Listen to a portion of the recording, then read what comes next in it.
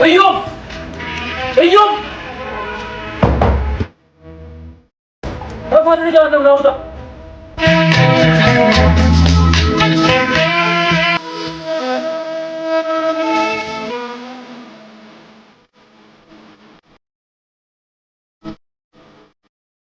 መንደር ለመንደር እየዞርኩ ማንንም ስላስፈራራ የምፈራ መሰለው ይወደዳ በደስ ይባል ሰማሁ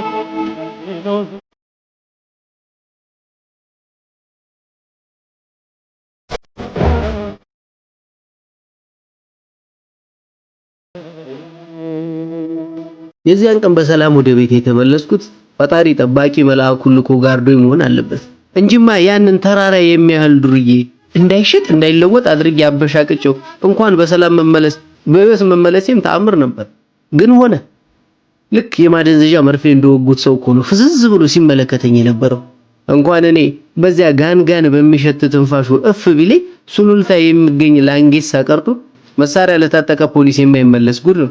የዛሬ ዓመት የፍርድ ቤት መጥሪያ ሊሰጠው የሄደውን ፖሊስ አይደለም እንዴ ጆሮ ግንዱን በጥፊ አንድዶት ከነመሳሪያው አፈር የቀላቀለው ቆዋ አንድ ቦታ የክላሽንኮፉ የጥይት መጋዘን ሌላ ቦታ ተበታትኖ ለቃቅሞ ነበር በቃሬዝ የወሰዱ ማዕረጉ ሳይቀር ከተከሻው ላይ ተነቅሎ በሩ በውስጥ ነው የተገኘው።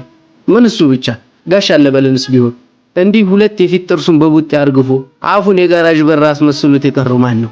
ይሄ ወጠምሻ ዱርዬ ነው። የጋሽ አለበልን ጥርስ ለማውለቅ ማውለቅ ነው አረገፈው እንጂ ምን እንዳነሳሰው ሲጠየቅ በቀን 10 ጊዜ ሰላም እያለ አማሮኝ ነው አላሉ። እስቲ ለእግዚአብሔር ሰላምታ ቡጢ መመለስ ምን የሚሉት እብደት ነው? ጋሽ አለበል ምስኪን የሶስት ልጆች አባት ነው። ጎረቤቱ ሁሉ ሰላምታ ይብቃ ይከተት በጋሽ አለበል የሚልለት ሰላምተኛ። ታዲያ አንድ ቀን ለምሳ ወደ ቤቱ እየገባ ይሄን ወመኔ መሃል መንገድ ላይ ቆሞ ያገኘዋል። ባርኔጣውን ከራሱ ላይ አንስቶ በክብር ጎንበስ በማለት ሰላም ዋልክ ብሎት አለፈ።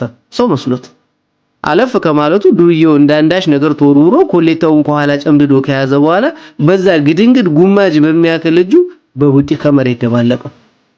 ምስኪኑ አለበል ጥቅልል ብሎ ወደቀና እንደ ትል እጥፍ ዘርጋ እያለ አፈር ላይ ተንፈራገጠ። በኋላ ነው ጥርሱን መርገፉን ያወቀው። ደሞ አፍሩን ሰው አግኝተው ሙተው ይሄን ዱርዬ ስሙን ኢዮብ አሉት።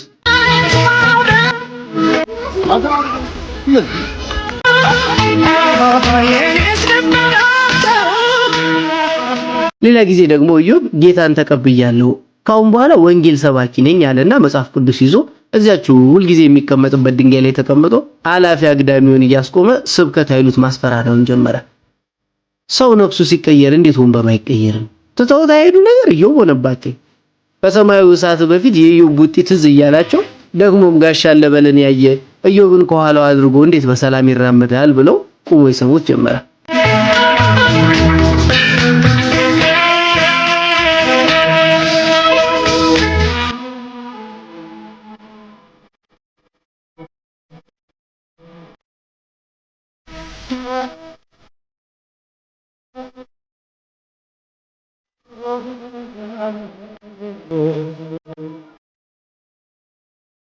መቼስ ክርስቶስ ከተሰቀለ ወዲህ ወንጌልን እንዲያደርጉ የሰበከ ታይቶም ተሰምቶም አይታወቅም።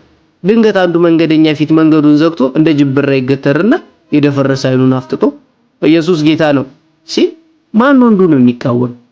ጋሽ አምዛ እንኳን ሳይቀሩ ለጁማ ሰላት ወደ መስጂድ እየተጣደፉ ሲሄዱ መንገድ ላይ አስቆማቸውና ጋሽ አምዛ ለበይክ ኢየሱስ ጌታ ነው ቢላቸው እንግዲህ ካንተ ጋር ስነዛነን ሶላት ከሚያመልጠኝ ይሁና ኢዮብ ብለው ወደ መስጂዳቸው ወዲያው አንድ ወር እንኳን ሳይቆይ ይሄ ወጠምሻ ፓስተር ደብድቦ ታሰረ።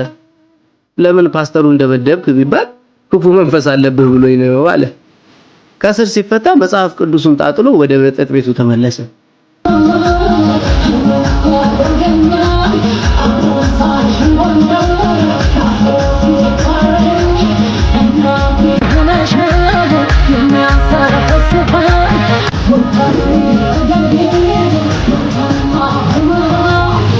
እንዳገረሸ ዱርዬነት አደገኛ ነገር የለም ባሰበት። ይኸው ሲጠግብና ሲሰክር አላፊ አግዳሚውን እየደበደበ እጁ ላይ ሳንቲም ሲያጣ እየለጠቀ ቦዝኖና ተመችቶት ይኖራል። ይሄን ጉድ ነው እንግዲህ እንዳይሞት እንዳይሽር አድርጌ በስድብ አጥረግሬው በሰላም ወደ ቤት የተመለስኩት።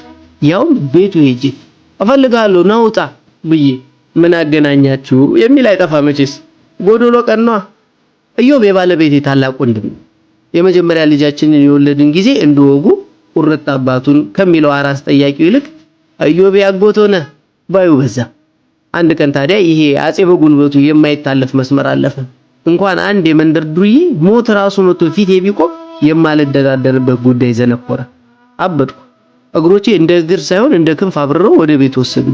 ያውም ከስራ እንደወጣው ሙሉ ልብሴን ከነከረባቴ ግጥም አድርጌ ለብሼ ሰው አገሩ ሲነካበት አሮጌ ጠመንጃ አንስቶ ከሰማይ ከምድር ከገዘፈ ጠላት ጋር የሚፋልመው ከጀግንነት ይልቅ በፍቅር ተገፍቶ መሆኑን ያወቁት በዚያች ቀን ነው። ኢዮብን እየተንጠራራው አንባረኩበት። ማን ነው የምትለው አልኩት። መንደር ለመንደር እየዞርክ ማንንም ስላስፈራራ የምፈራ መሰለህ አልኩት። ወይኔ ወይ አንተ እንሞታለን እንጂ ፍራት የሚባል ነገር የለም አልኩት። ኢዮብ ቢጨንቀው ቡቲውንም ጡጫውንም ረስቶ የተወውን ሃይማኖተኝነት አስታወሰና አረ ጌታ ይገስጽህ አለኝ። በህይወቱ ለመጀመሪያ ጊዜ አንድ እርምጃ ወደ ኋላ ፈገፈገ። እኔም በህይወቴ ለመጀመሪያ ጊዜ ለጠብና ድብድብ አንድ እርምጃ ወደፊት ተራመድኩ። በልህ እየተንቀጠቀጥኩ ማለት የቻልኩት ምን አረጋቻችሁ ብቻ ነበር።